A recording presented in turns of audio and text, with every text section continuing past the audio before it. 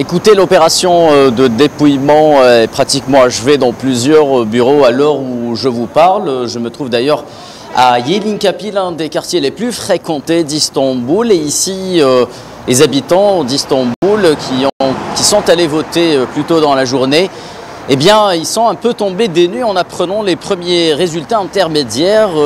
Nous l'avions annoncé durant les éditions précédentes.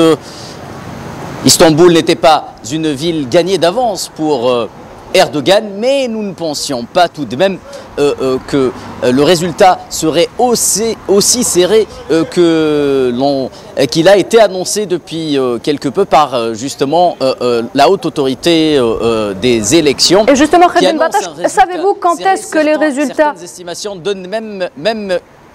Savez-vous quand est-ce que les résultats définitifs seront annoncés, Kherdin?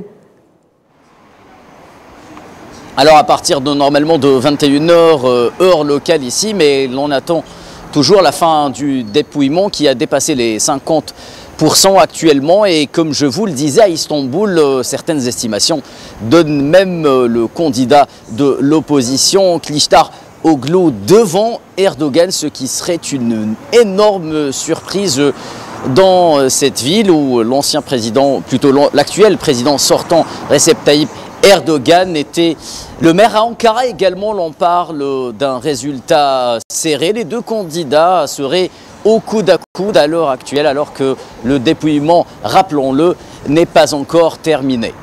Très bien, merci Kherdin Batash. Je rappelle que vous êtes notre envoyé spécial à Istanbul. Nous aurons à revenir vers vous dans nos prochains points de l'actualité.